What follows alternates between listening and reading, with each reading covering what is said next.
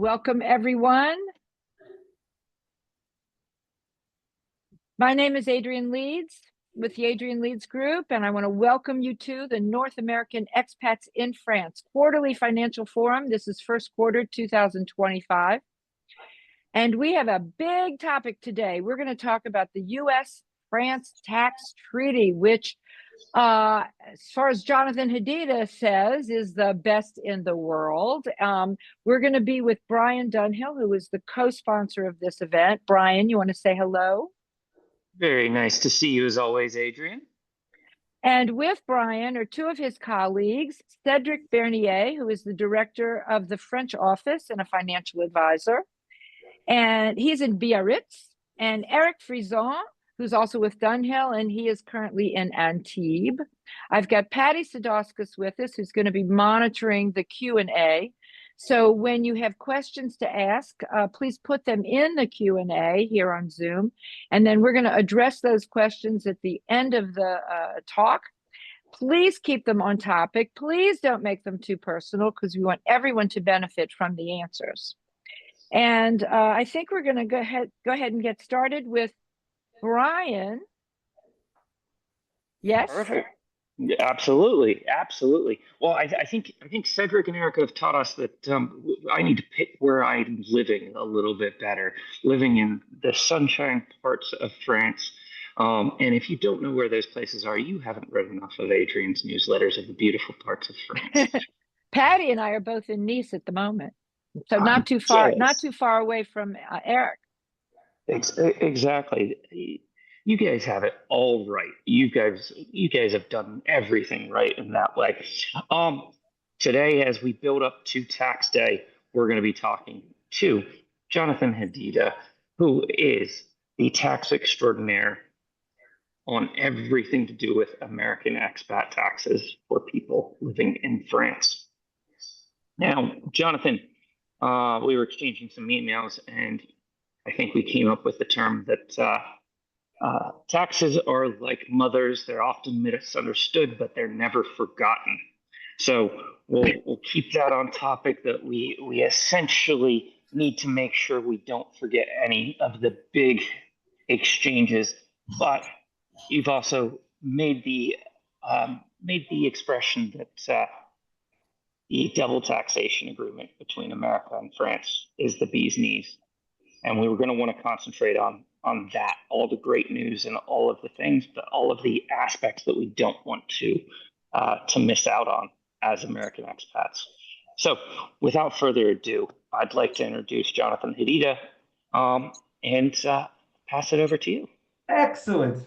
Thank you, Brian. Thank you, Adrian. I am super excited to be here tonight to talk to y'all about U.S. French taxes.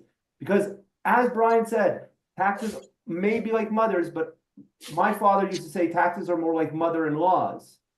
A pain in our a thorn in our side, and something that if we don't treat correctly, our wives will be upset at us. So, without further ado, here are our slides for tonight. We are going to talk about what you want to know. These are questions from actual clients that we are going to bring up and talk through today.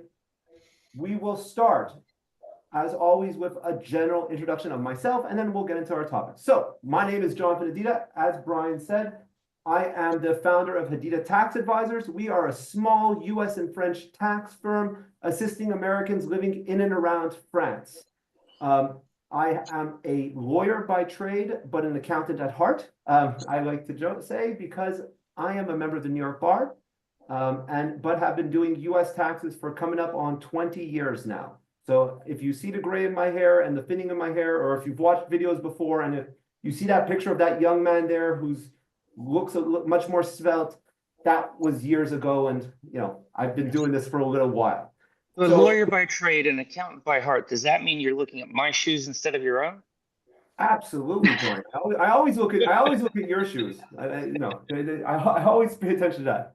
And Jonathan, you're clean shaven too. Adrian, you told me to look good, so I tried my best. We like it. Yeah, I tried my best. It happens every now and then. I come down to clean shave, but it does feel a bit weird to not have the beard, but alas, it's a good thing. So for tonight's conversation, we will start with the topic that we always start with, which is, am I a French tax resident? Because that is the first question people, when coming to France, want to know. Will I be a French tax resident? And when will I need to start filing taxes in France? Then, from there, how do I avoid double taxation in France? We'll then turn to investing in France and contributing to an IRA while still in France.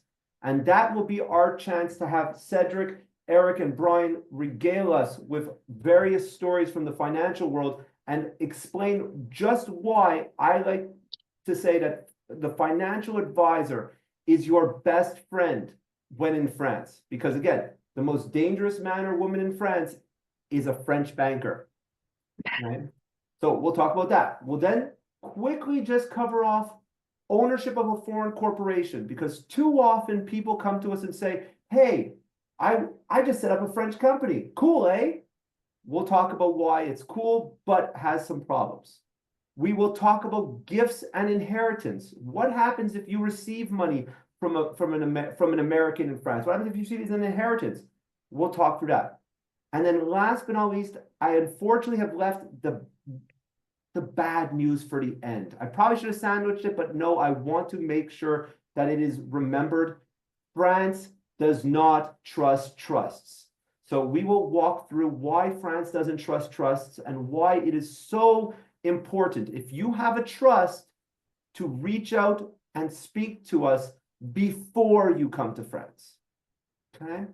So let's get started with tax residency. So the question we get, am I a French tax resident? Well, the answer is, and if you're playing a drinking game at home, every time I say it depends, you can take a glass of water and drink it, because I will be saying it depends a little, more than a little bit. So it depends. Okay. Now, the first question we always look at is we look at French internal law.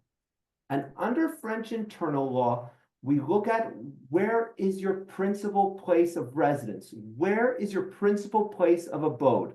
So where do you sit and have dinner with your wife and children every night? Where is your foyer principal? Okay. If you have a home in France, technically you're a French resident. If you have a job in France, you're a French resident.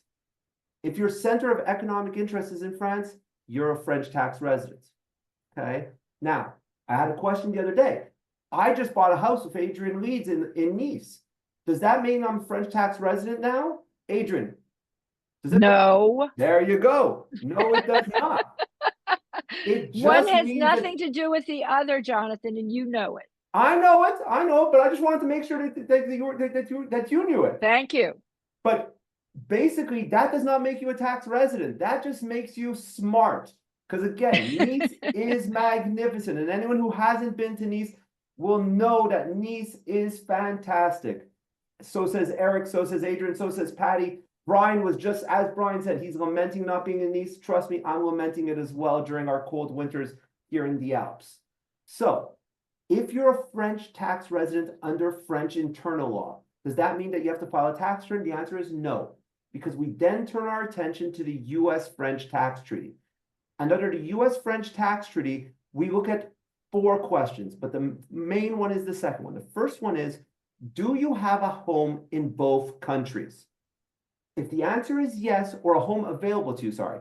If the answer is yes, we then turn to the second question, which is, where is your center of vital interests, economic and social interests? And each one is looked at just as importantly. So for example, Bob Smith comes to France to live near his daughter.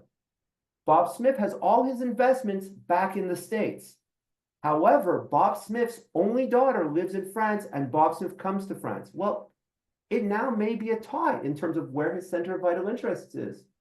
So we would then turn to the third criteria. Again, there's more to look into it than just that, but we would start at that point. We would then look at the third criteria, which is, where is your habitual place of abode? Okay. And far too often people come and say, I'm spending less than 183 days in France, so therefore I'm not a French tax resident. Well, or I'm spending more than 183 days, so therefore I'm a resident. 183 days is just a factor, is one thing that we look at in the myriad of questions in looking at whether or not you're a resident, okay? And it's vitally important for you to understand that every case is different. Basically, as every individual is different, everybody's life is different, everybody's facts and circumstances are different, okay? So we need to just look in and say, okay, are you a resident? Are you not a resident? All right. Good Now, question, Jonathan. yes, Brian. So in summation, it's where you lay your head, where you do your business. Those are the two things that are the two big criteria. But is it similar to the US where basically it's self-determined, or could you get a determination from the French authorities? Thank you, Brian, for bringing that up. You hit on exactly what I was about to turn to. It is self-determined. However, the French authorities can come knocking. So if you come to France and spend 250 days every year in France, but have said, I'm not going to be a French tax resident, I've decided, I self-determined that my home is actually in Pittsburgh, Pennsylvania, and that's where it's going to stay. Well, the French authorities might not agree. And the way that the French authorities are going to find you, to be completely honest with you, in the new world, is AI, is technology. You may or may not have read that India, in their recent tax bill, has introduced a clause that the Indian government can look at your WhatsApp messages, could look at your Google Map messages to see where you are. So AI and technology will help the tax authorities find tax delinquent folks. We'll find people who are not being residents. I have a question, Jonathan. Yes, ma'am. Okay. Not all, but most of our clients are basically retired, coming over on a visitor visa. Their pensions are not going to be taxed. Their Social Security is not going to be taxed. Their dividends are not going to be taxed. And therefore, they're going to have a zero on a tax return. Yep. Right? I mean, it's a zero. So does it really matter? I mean, aren't the French authorities just going to be wasting their time? And they're not going to be looking for these people, because why would they want to go in and audit people who have agreed to not work in France and aren't going to have any taxes to pay anyway? There's not just income taxes, Adrian. There's inheritance taxes in France. There are gift taxes in France. There are real estate taxes in France. So whether you're a resident as a retiree, to be completely honest with you, in most of our clients' cases, it's not income tax that you need to worry about. It's the inheritance tax that you need to worry about. It's the trust rules that you need to worry about. So to answer Adrian's questions, yes, they care. Yes, they care that Daddy Warbucks has come to France to live in France and saying he's not a resident, because if Daddy Warbucks dies in France, they will want Daddy Warbucks to pay French inheritance. Okay, but it's when he dies that it's a problem. I mean, but Adrian, okay. if we all knew that can be a big problem. Sorry, Brian? I just said that can be a big problem. Be a big problem. I'm problem. just bringing in the reality of the situation. That's all. Okay, because in all practical purposes, I mean, until that person dies, then the French tax authorities don't have any claim on anything. Potentially, but it would still not be the right move, because again, at the end of the day, they can come back and hit you with penalties. Again, there would probably be no penalties because you're not filing, but you should file. If you're a resident in France and you want to be kosher, because again, if you're going to turn around and try and renew your visa or go for the 10-year residency card or even citizenship, you need to show tax returns. Well, that of course. So what I'm trying to do in this, asking this question is, we get a lot of questions from clients who just sort of like, they're really concerned about taxes. Okay, it's in the front of their minds. And I'd like for them not to be quite so freaked out about it, at least the first or second year that they're here, so they can relax, get to know what's going on in France, and then deal with it without worrying the minute they arrive here whether they're tax resident or not. You see what I mean? Adrian, let me tell you why they don't have to worry. Because Adrian, as you know, the French-US tax treaty, everyone, I've been walking in the streets of Paris. I was walking in the streets of Nice the other day, and I heard someone say, "This is really the bee's knees. How amazing." Everybody's saying it. Is that how you fell and broke your hand?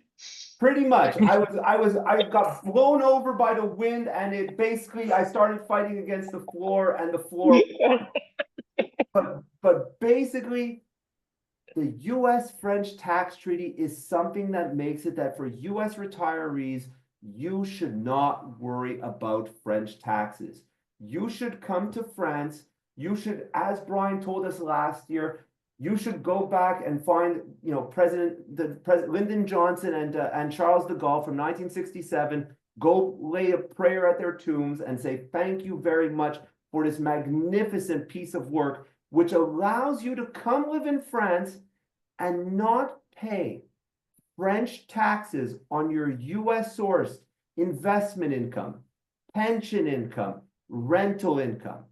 Therefore, a US retiree who's coming to France, who spent their life in America, who's got their investments in US investments, who's got a pension, who's got a social security, who's got some rental properties in Pittsburgh, they will not pay any French income taxes on those monies.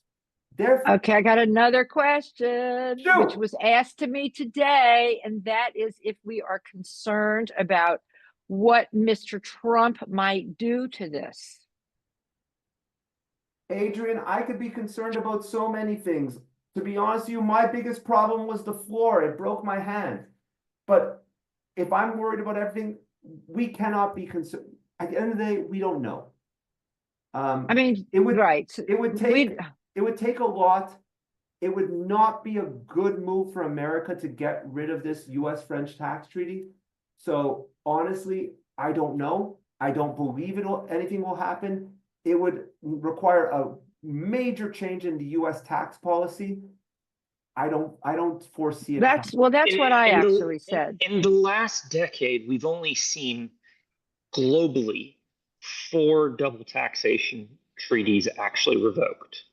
And the US only had to do with one of them, and that was to do with Hungary. Hungary? Yeah, with Hungary. Now, I'm going to get a little political, and then I'll come back. I'll rein myself in.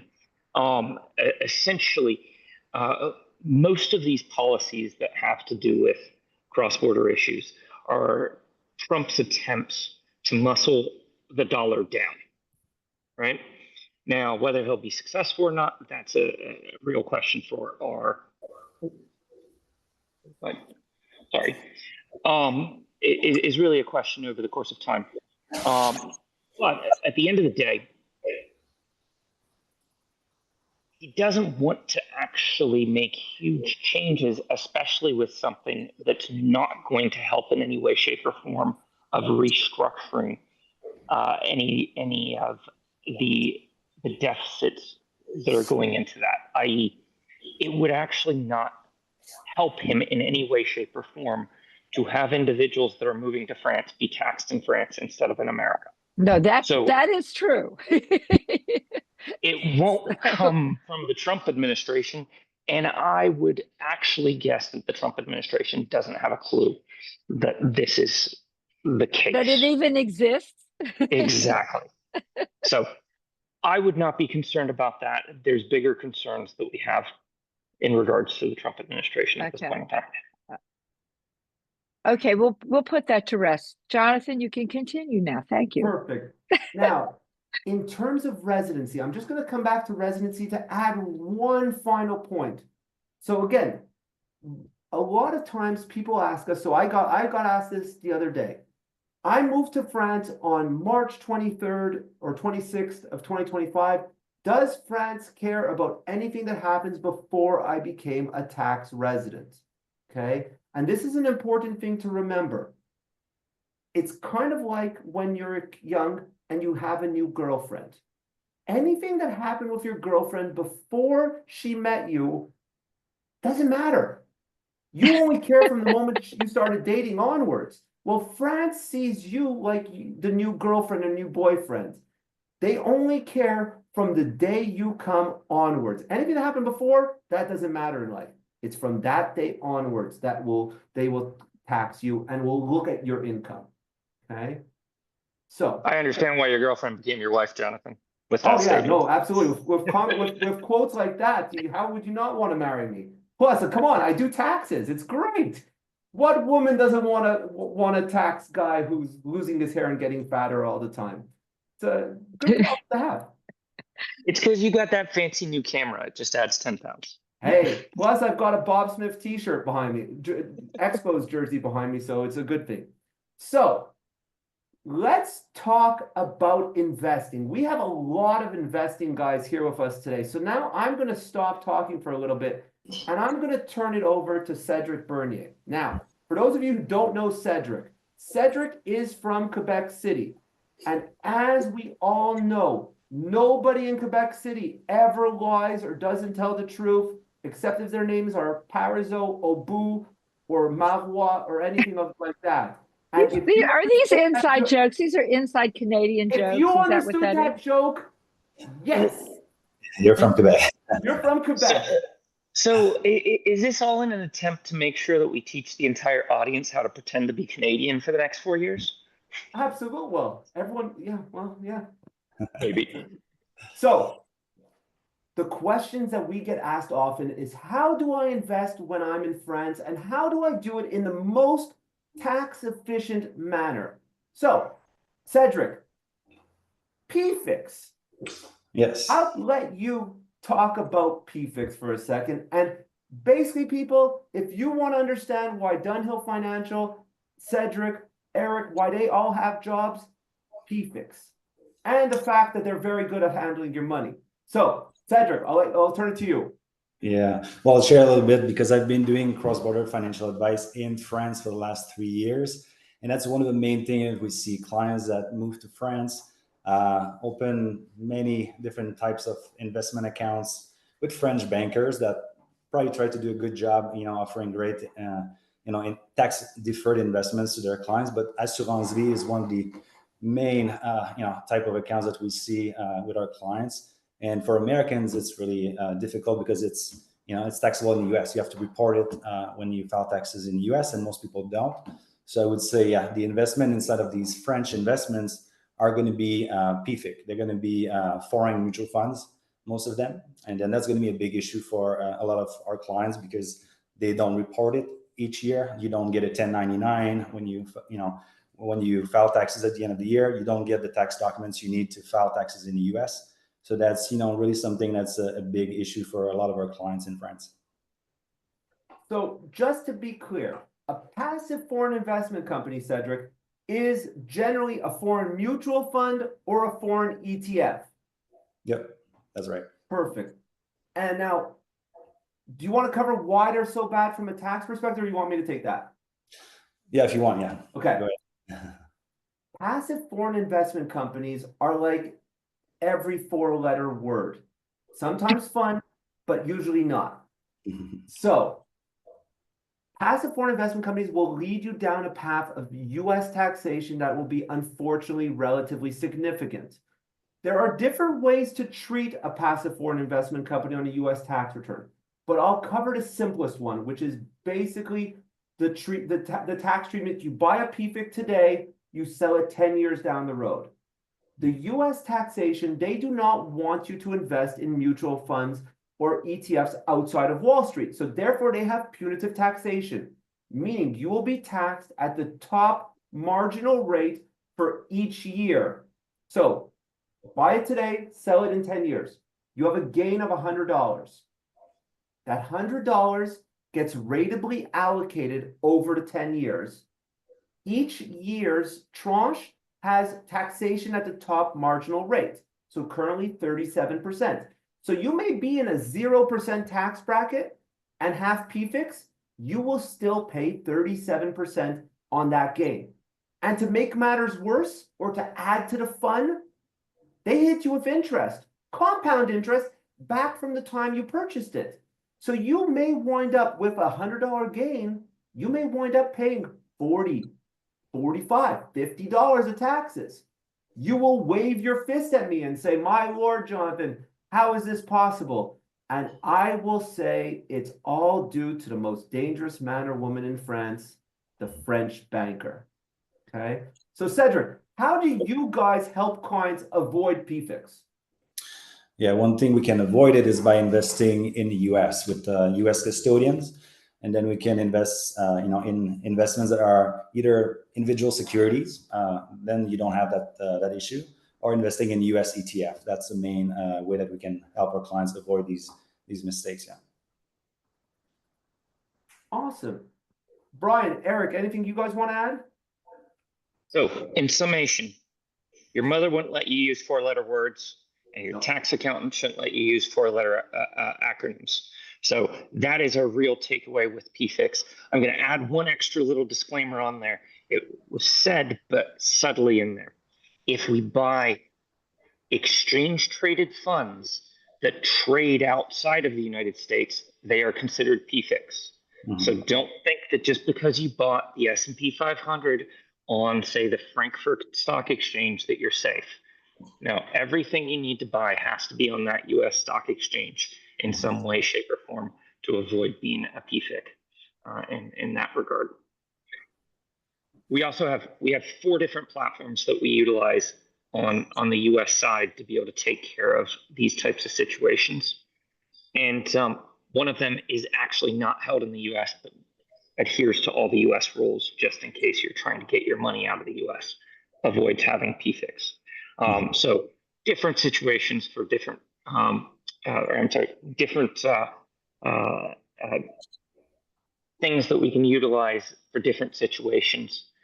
Which one to use, just like Jonathan's rule, it depends. It depends on your situation. And Cedric and Eric can help you find the glass of water.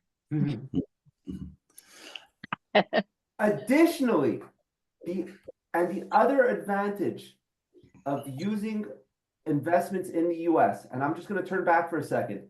The bee's knees for American retirees is when you have US sourced investment income. So by using US investments, you avoid PFICs, which have punitive taxation, and you also benefit from the US French tax treaty and the bee's knees tax treatment.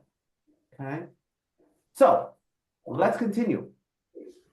IRA contributions in France, and Brian loves that I talk about IRA contributions because he wants everybody and their grandmother to understand one thing. Roth IRAs are Roth is a good 4-letter word. A very good 4-letter word, and something that everybody... It's not a word, it's a name. It's named after the congressman that put it there. Okay, sorry. Sorry, Jonathan. There's not many times I get to correct you, so I'm going to jump on it. Fair enough.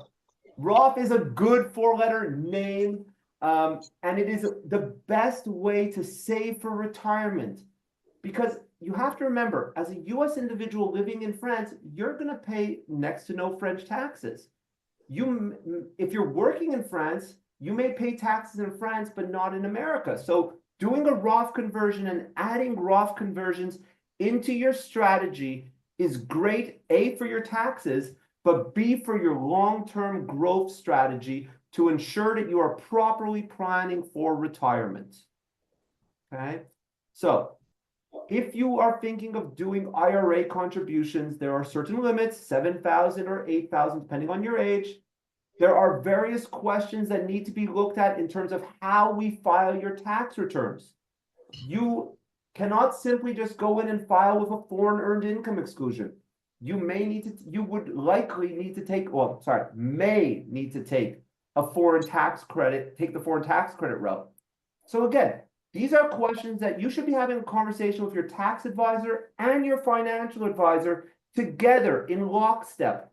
I could tell you, Brian and his team, they reached out to me 3 times last week for joint clients saying, hey, we want to do Roth conversions for Bob Smith, Joan Smith, and Philly Smith. Well, we're working through how to do it properly for them, okay? Working in lockstep is the key. Cedric sent me a client the other day saying, hey, by the way, don't forget foreign tax credit. I said, yep, Cedric, won't forget that one. But again, working in lockstep, financial advisor, tax advisor together is the key. Cedric, anything you want to add? Yeah, I mean, it's important for people to know that there's a difference between contribution and conversions, because obviously if you're a retiree, you don't have earned income in the US, you might not be able to contribute, but you can still convert. So that, I think that's the main thing to focus on. Perfect. Awesome. Brian, anything else? Just a quick question to redefine it. Can you just give us a quick summation of the difference between the FEIE and the tax credit, Jonathan? Absolutely.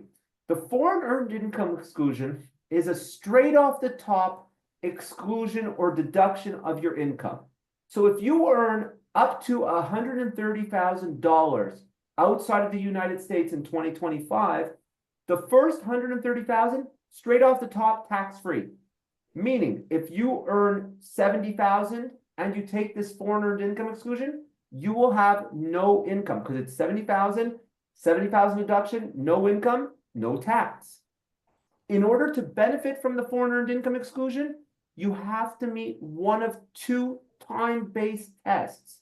One is called the bona fide residence test, which says that you're a bona fide resident of a foreign country for one full calendar year. So Bob Smith moves to France today and he wants to meet this bona fide residence test, January 1st, 2026 till December 31st, 2026. So Bob Smith's 25 tax return would only be filed in January of 27. The second one is called the physical presence test, which looks at how many days have you been outside of the US in a 365-day period. And you have to be out of the US for 330 days. Again, all this minutia is stuff that we handle for you, okay? You don't have to worry about it. Now, the foreign earned income exclusion, the problem with the foreign earned income exclusion when it comes to IRAs is that if you do not have taxable income, you can't contribute to an IRA. So that's why if you're working in France and you're making under that 130, you may want to go down the route of the foreign tax credit, which is a credit which is a credit against your French tax. So Bob Smith again makes 100,000. He has US tax on that of 20,000. Bob Smith pays taxes in France higher than 20,000. The US will give him a $20,000 credit. Therefore, he will pay no US taxes. So again, same answer, 0, 0. But in one case, Bob Smith can contribute to an IRA. In the second case, Bob cannot. So again, there are factors to look at. It depends. Of course it depends. And now also with the foreign earned income exclusion, there is one additional thing that you have to factor in. If you have children or are going to have children, you may not want to take the foreign earned income exclusion because the US has a child tax credit, a refundable child tax credit, which cannot be taken if you take the foreign earned income exclusion. So again, these are questions that you need to look at initially when you move over and have a conversation with your tax advisor to ensure that you and your situation, because again, everybody is special and everybody's facts and circumstances are different. So, I've had people who come to me and ask me, had conversations with them and I said, okay, I'm sorry to ask, but you're in your 30s. Are you guys going to have kids soon? And to which they nod their heads or to say, no, man, kids, whatever they say. So long story short, have a conversation. And there's reasons why we ask, in our initial take-on sessions, we want to get to know you. We want to understand you fully, okay? So we will ask you questions such as that, not because we're trying to pry, not because we're trying to be weird, but it's because we're trying to make sure that we have the right answer for you, okay? I would essentially say that is the number one mistake that I see from other tax accountants other than you is they jump towards the foreign earned income exclusion just because it's the easiest way to file. And a lot of times it's so beneficial because you get to accumulate those tax credits over the course of years. You can carry them over for 10 years. And, there are multiple tricks that we can do. There's multiple arrows in our quiver with regards to your taxes. It's, again, everything comes down to proper planning and having proper conversations up front or before things change, okay? having the conversations are the key. Okay, perfect. So let's quickly talk about proper conversations, folks. Proper conversations, and this is only here to let you know that you need to have a proper conversation with your American advisor if you are going to set up a French company. Far too often, I have folks coming in and saying, I just set up a French company. How cool am I? And I say, my friend, you are super cool. Let me tell you why your US tax return preparation bill is going to go from X to X plus a significant amount more. If you set up a foreign corporation outside of the United States, you may have an 5471, an 8865, an 8858 filing. Doesn't mean much, but I will tell you this much. Go find a US tax advisor in a bar, whisper into his or her ear, 5471, and you will see him or her jump. So, again, if you see That's my problem. Okay. These are my problems. these things happen, Adrian. I'm telling you, my kids walk into my office sometimes just to freak me out. And my son Arthur comes in and goes, "Hey, Daddy." I turn around and go, "What? 5471." And oh my Lord, I nearly keel over. Thank goodness I'm trying to lose weight, or else I'd have a heart attack one of these days. 5471s. A colleague of mine gave a presentation a few years ago, and he said, I'm going to call this Form 5471, how to prepare the worst form in the world, because it's terrible. So if you set up a French corporation or a corporation in France, have a conversation. There are ways to mitigate the tax compliance and the additional tax costs that you will have, but it's imperative to have the conversation ahead of time. Jonathan, whenever I have a client who thinks that they're going to come here and open some sort of business, I'm like, no, you don't want to do that. Well, not if you can help it. No. Especially because in France, they have something called the micro entrepreneur status, which allows you to take a haircut on your income depending on what you're selling. And it works. You wind up paying almost as much tax in the US as in France as in the US. So long story short, proper planning ahead of time. Do not run off and set up an SARL, an SAS, because you think it's going to look cool on a business card and you're going to be able to pick up girls easier. A much easier trick is to say, I save money in my taxes. I don't pay as much in taxes. I'm telling you, chicks dig that. So, funny story about chicks dig that. My neighbors have chickens. They gave him a chicken for his birthday. He called his chicken Chicks Dig the Long Ball. So now he runs around screaming Chicks Dig the Long Ball all the time. So sorry, that's just an aside that I thought was funny just to add. I mean, how many tax professionals talk about chicks digging the long ball? Hopefully none. Oh, Adrian, you've got to see Chicks Dig the Long Ball. He's getting big and fat. So the next question we get asked very often is, what happens if I get an inheritance in France? Or if I get a gift in France? Do I have to file a tax return in France? And the answer is, folks, yup. So, and this is just, I'm going short and sweet on this. If you receive a gift from a non-US resident, a non-US citizen, if you make a gift to a French tax resident, as a French tax resident, if you receive an inheritance as a French tax resident, there are various filing requirements that you have, okay? So Brian was telling me the story the other day of how he went yachting. He found a man on the seaside. He helped him up. He gave him a beer. The man said, "Thank you very much, Brian. Here is a $200,000 watch." Because that's the kind of stuff that happens to Brian. If anybody ever knows anyone luckier than Brian, I don't. Okay? Well, besides the fact that he's friends Did that really happen? That did not really happen. It could happen to Brian, but you never know. Lots of good things happen to Brian. So, if someone wanted to give Brian a $200,000 gift, Brian would have a US filing requirement on Form 3520. If Adrian wanted to gift me over €1,500, Adrian would have a French gift tax filing requirement. If Adrian gifts me over $18,000, just double checking to make sure I didn't get last year's number. Yep, $19,000 this year. Over $19,000, she has to file a U.S. gift tax return.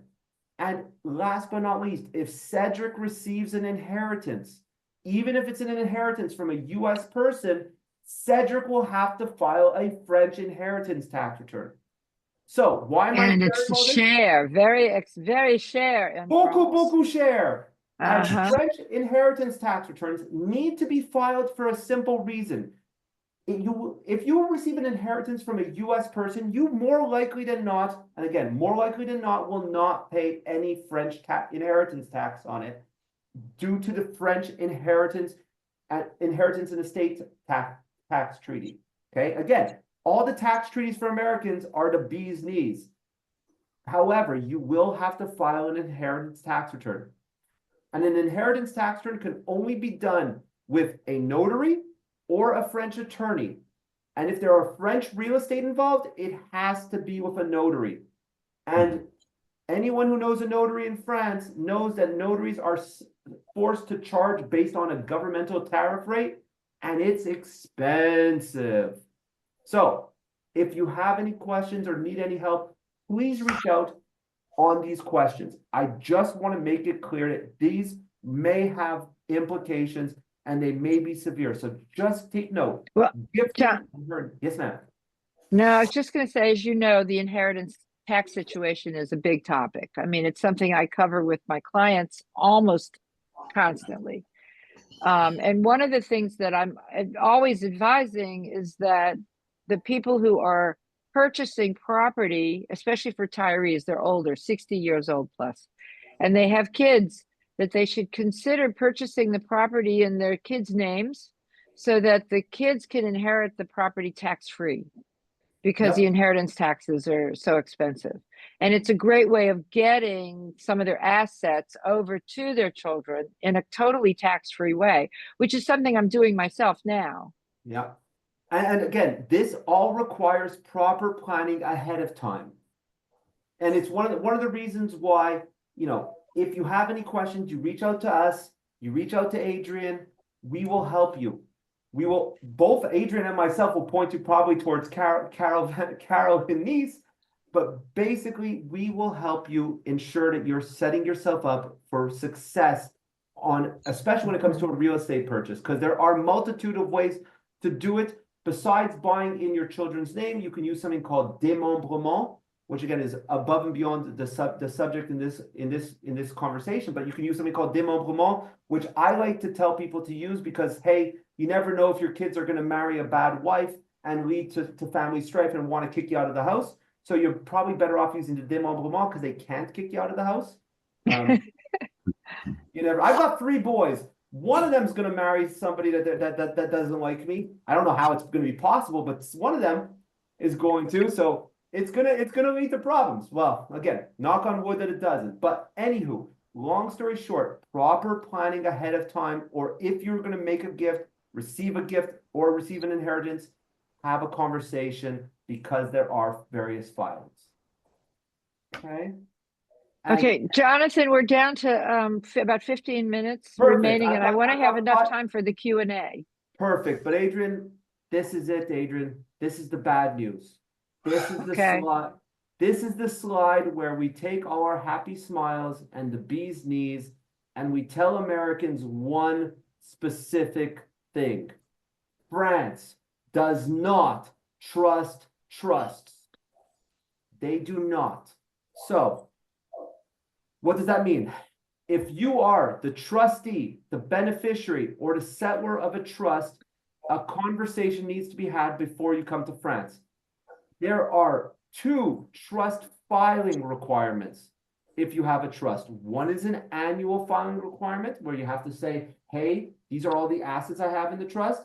Another is something called an event filing, which is basically anytime you put money in or out of the trust, you have to do an event filing. Okay, those are filings. We can help you. We have an attorney that works with us, Vincent, who can assist with these filings, and he's great, and we can make it as easy as pie. However, folks, the French courts have come in and have made a little bit of a mess on this in the past year or two. And this is important for you to understand. Trusts are not the bee's knees. They are as opposite. They are a wasp's knees. And the reason that they are not the bee's knees is that the French High Court was asked a question by the French tax authorities about 2 years ago. The question was relatively simple. Should we treat revocable living trusts for Americans the same as the US does? And the answer was no. No, no, no. The answer was a trust is a separate entity from the person who sets it up, and therefore, even if it's an American person who set up a trust, has income from the trust, they cannot benefit from the tax treaty. Meaning, and one other thing, France only taxes trusts income when you distribute it. So Bob Smith has $100,000 distribution out of his trust in a year.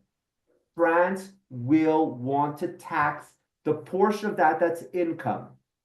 Okay? It is relatively complicated. It is relatively cumbersome. But basically what it means is if you're going to distribute money out of your trust annually in France, you may be subject to double taxation. And get this, the tax high court has said, well, we're not going to give a credit. It's up to America to give the tax credit. Good luck telling the IRS that your US investment income or dividend distributions from a trust are French sourced income. It's not going to be very easy. And to make matters even worse, there was a recent court decision where basically the client tried to argue that he took out principal from his trust and not income. And the High Court came back, the High Court or the Appeals Court, sorry, in this case, came back and said, no, any distribution from a trust is considered income and therefore taxable unless you can prove otherwise by accounting. And again, good luck finding an American trustee who can prove this. Basically, folks, France does not trust trusts. They are the wasp's knees. So you need to have proper planning ahead of time. The good news, though, Jonathan, is that most trusts, I'd say over 90% of trusts, are revocable trusts, family trusts in the United States that essentially are built to avoid probate on the US side of things.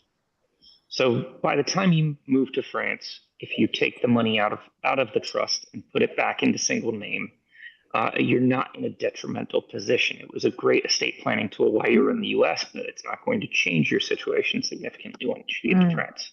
Correct? Yeah. But again, proper planning and a conversation before you come is imperative. Because too often people come to France and they have multiple trusts and they have multiple distributions, and it is leading you down a path of issues. So again, sorry to end on a sour note, but trusts need to be carefully looked at. And yes, revocable trusts can be revoked. You can take the assets out, but have a proper plan before you come. Okay. Now, with that, as Adrian said, people have lots of questions for Cedric and Brian. They don't really have questions for me, I'm sure, because I was just super clear and nothing else. There's nothing else really interesting in taxes. So, sorry. So, Patty, what do we have?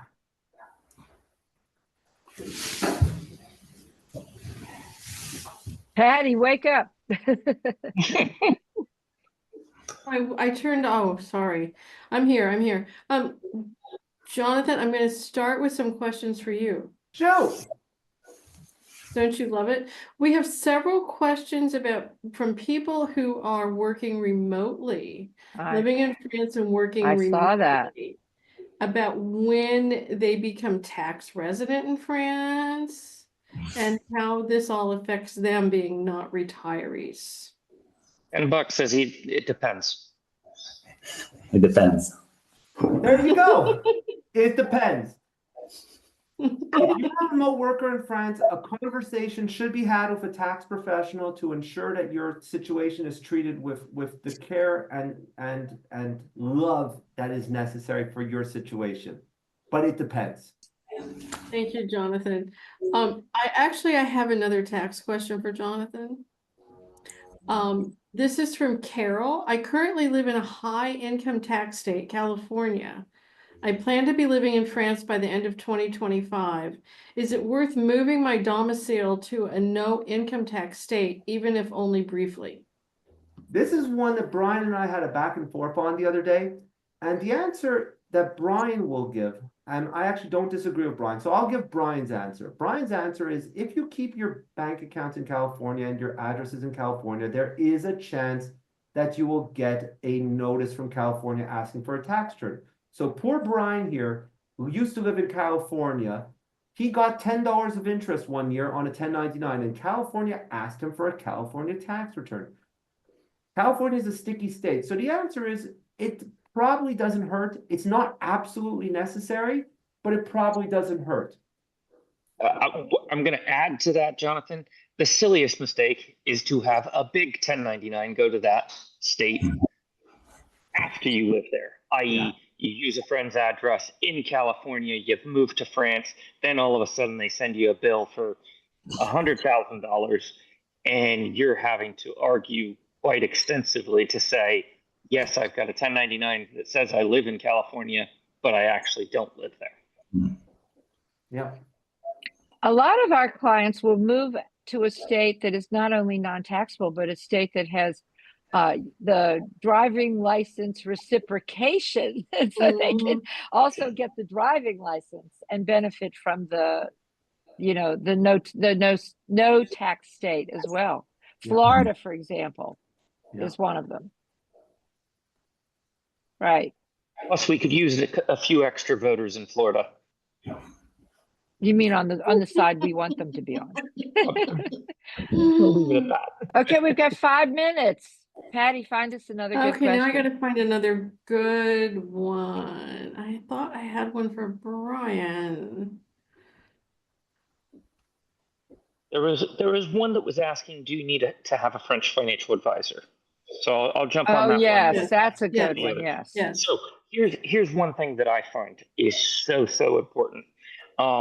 Essentially, if you leave your money with your American financial advisor, you're probably the only client that they're dealing with that's cross-border or cross-border with France.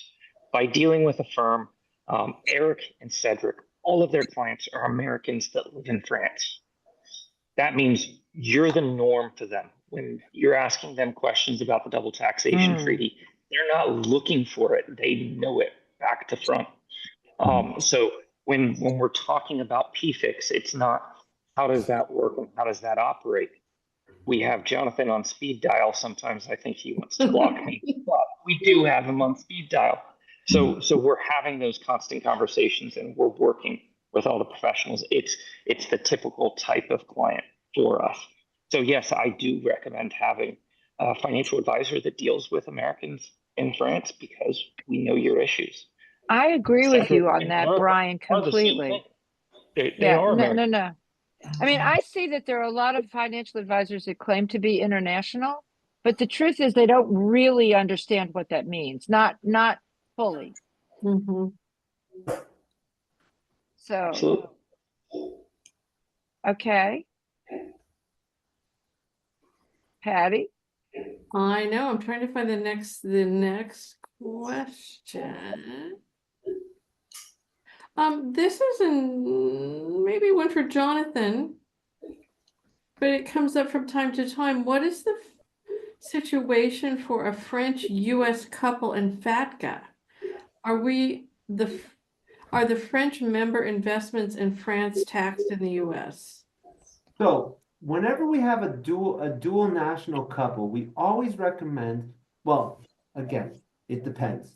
But if it's a U.S. person with a French partner, the French partner, as long as the French partner is not a green card holder, a citizen, or has made an election to be treated as a U.S. taxpayer, Mhm. that person's investments are not included on the U.S. tax return. Therefore, we generally recommend that the bank accounts stay segregated and separated between U.S. partner and foreign partner. That way, foreign partner can go off and invest in whatever he or she wants. U.S. partner, avoiding PFIX, invests in the U.S. investments. So to answer your question is, it depends. Now, in a case where a lot of people have partner one and partner two, they have a joint account for their mortgage. Well, that bank account has to get reported on your FBAR and your 8938, because any account that a U.S. person has signatory authority over will be reported to the U.S. government. But any account that doesn't have a U.S. person, U.S. government does not need to know about it.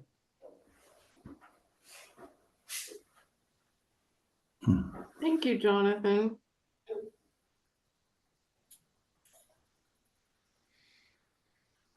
I think we've pretty much answered most of the questions. Yeah, I was just typing an answer to somebody. Okay. Oh, then here's another tax question for Jonathan, though. I'm a dual citizen. Do I still have to file a French tax return even if I'm retired? Yeah. Citizenship doesn't matter. If Yeah. you're a U.S. citizen, French citizen, it doesn't matter. The bee's knees for American retirees applies if you're a U.S. citizen. So if you're a U.S. citizen and a French citizen, cool, you get to go in the faster line at the airport, but it does not change your tax answer. And you have to file a U.S. return You have to file a regardless U.S. return as for well. the Yes, rest ma'am. of your life, no matter Yep. where you've earned your money. Yep. Mm-hmm. But Right. again, filing a U.S. tax return and benefiting from the deemed tax credit on the French side is a win, people. It is a definite win for Americans living in France. You pay tax to America. The American tax is 15% on qualified dividends. The tax in France is 30. I'm not a really good at math, but I think 15 is less than 30. So therefore you are better served paying your tax to America and filing a U.S. tax return, because you will benefit from this treaty. Well, Jonathan and Brian, we're now at 8 o'clock, so our session is over. Do you have any final words you'd like to say before we say goodnight or goodbye? Well, I just want to thank everybody for participating tonight. I really enjoyed it, and thanks for the questions.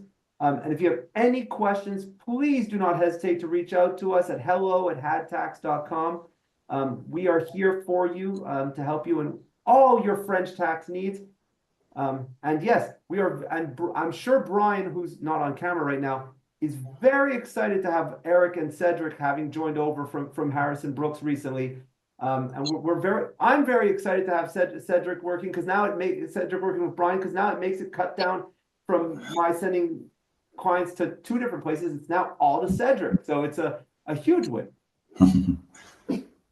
Okay, and let me just say that thank you to everyone who participated in this tonight, Brian and Cedric and Eric and Jonathan particularly, who really led the show, Patty for taking care of questions. Our next forum is on June 25th. So mark your calendar. We'll be promoting it through our newsletter, through Brian Dunhill's. And also, this has been recorded. We're going to post it on our YouTube channel so that you can send it off to your friends, watch it again if you want to. And I want to thank everybody, and we look forward to seeing you in June.